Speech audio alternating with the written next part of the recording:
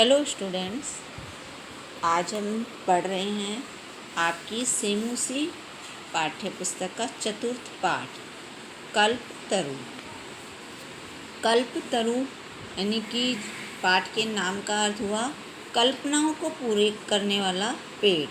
कि जो पेड़ ऐसा पेड़ जो हमें हमारी जो इच्छा हो हमारी जो भी मनोकामना हो उसे पूरा करे, तो उस पेड़ की कहानी है यहाँ कल्पतरु, उसके बारे में बताया है। तो शुरू करते हैं कल्पतरु।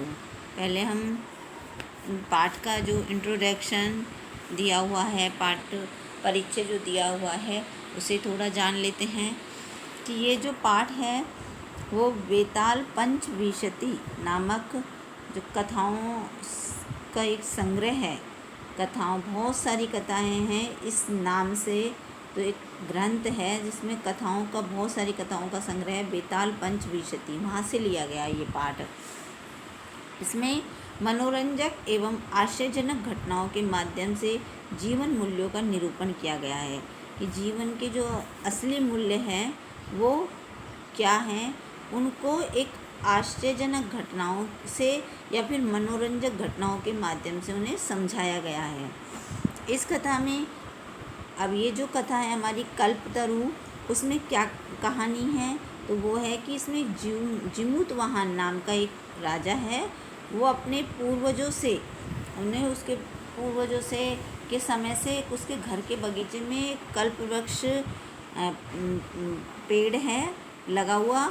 उससे वो सांसारिक द्रव्यों को न मांगकर, यानी सांसारिक सुखों को जैसे धन दौलत या और भी कोई आरामदायक सामान को ना मांगकर वो क्या मांगता है, संसार के प्राणियों के दुखों को दूर करने का वरदान मांगता है। वो से ये वरदान मांगता है कि संसार के जितने भी प्राणी हैं उनके सबके दुख दूर हो जाए, क्योंकि उसका मानना है कि धन तो पानी की लहर के समान चंचल है। कि धन तो ऐसा है जो आता और जाता रहता है, तो पानी की लहर के समान वो चंचल है। केवल परोपकार ही संसार का सर्वोत्कृष्ट तथा चिरस्थायी तत्व है।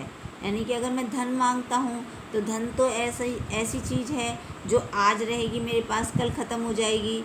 लेकिन जो परोपकार है वो संसार का सबसे उत्कृष्ट और ज़्यादा लंबे समय तक रहने वाला तत्व है, इसलिए वो परोपकार मांगता है। यानी परोपकार में क्या कि संसार के समस्त प्राणियों के दुख दूर हो जाए, इस तरह का वो वरदान उस पेड़ से मांगता है, कल्पतरु से।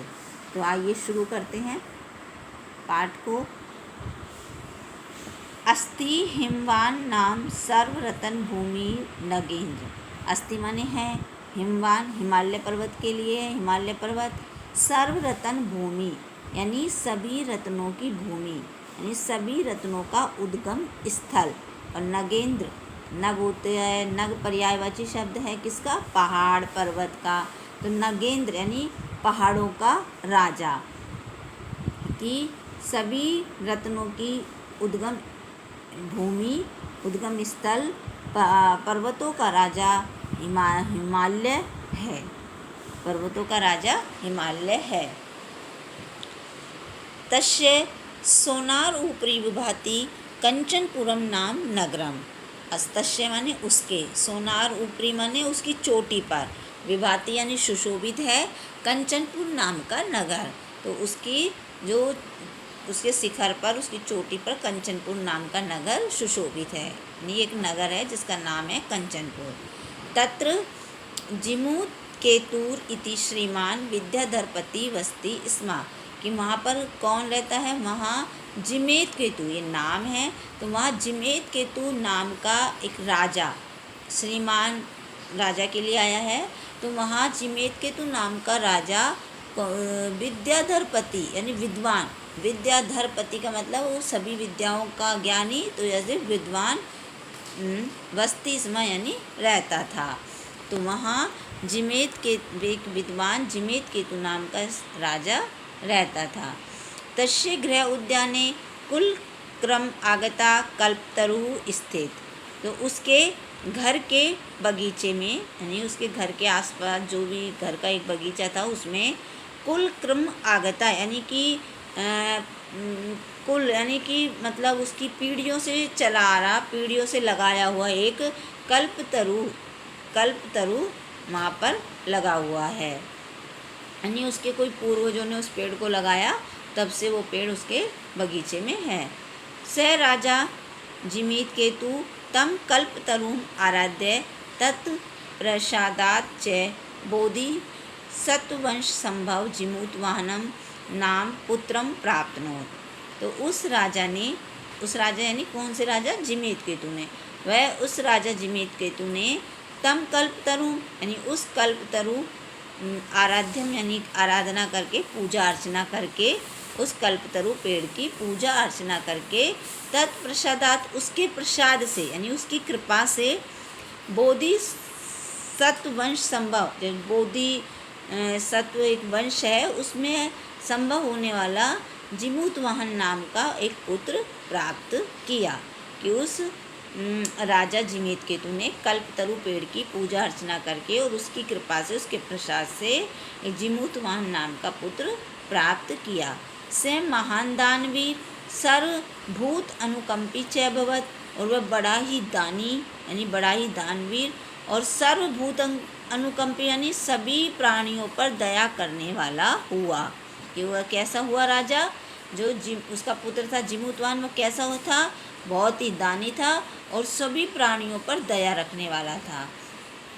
तस्य गुणै प्रसन्न स सचिवैः प्रेरित राजा कालेन संप्राप्त योगनम तम योग राज्य अभिषिक्तवान, यानी कि जो उसके गुण थे, उसमें इतने गुण थे अच्छे, तो उसके गुणों से प्रसन्न होकर, उसके गुणों से खुश होकर, जो स्वसचिवै यानी कि वहाँ के जो सचिव थे, वहाँ के जो मंत्री थे, यानी अपने मंत्रियों से प्रेरित राजा ने समय के अनुसार संप्राप्त यौवनम यानी यौवन को प्राप्त हुए, यानी कि जवान हुए, उसको युवराज अभिषिक्तवान यानी युवराज बना दिया। किसको?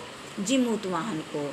कि एक तो उसके गुणों से प्रसन्न होकर और अपने मंत्रियों से प्रेरित होकर, कि उनमें मंत्रियों ने सलाह दी कि इसमें आपके पुत्र में सारे गुण हैं, तो उनसे प्रेरित होकर, और वो जवान यौवन भी प्राप्त कर चुका था, यानी कि युवा भी हो चुका था, तो उसको युवराज अभिषिक्तवान यानी बना दिया, उसे युवराज बना दिया। यौवराजे स्थित सा जिमूतवान कदाचित इतेषि भी पितृ मंत्री भी उक्त। तो युवराज जब बना था वो, तो युवराज पद पर स्थित होकर उसने उस जिमूतवान ने कदाचित यानी कभी, हितेशी भी पितृमंत्री भी यानी कि जो हित चाहने वाले थे, और उसके जो मंत्री थे, पितृ मंत्री थे, पिता के मंत्री थे, उनसे कहा कि युवराज नहीं, उन्होंने कहा यानी कि युवराज पद पर स्थित उस जिमूतवाहन से कभी हितेशी मंत्रियों ने कुछ कहा कि हे युवराज, यो अहम सर्व कामदा कल्पतरु तव उद्याने तिष्ठति, कि यह सभी कामाद यानी कामनाओं को, सभी कामनाओं को पूरा करने वाला जो कल्पतरु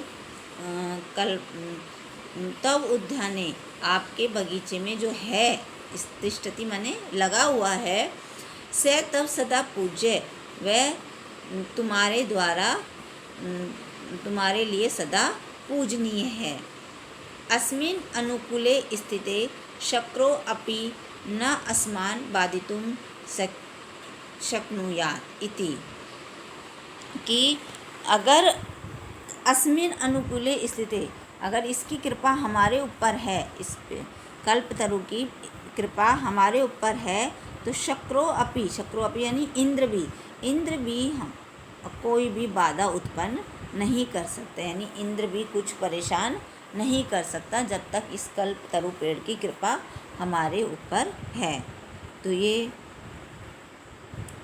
आप कल्पतरु का मतलब आधा पाठ हमने पढ़ लिया है। अब आधा पाठ हम पढ़ेंगे अगली क्लास में। Thank you.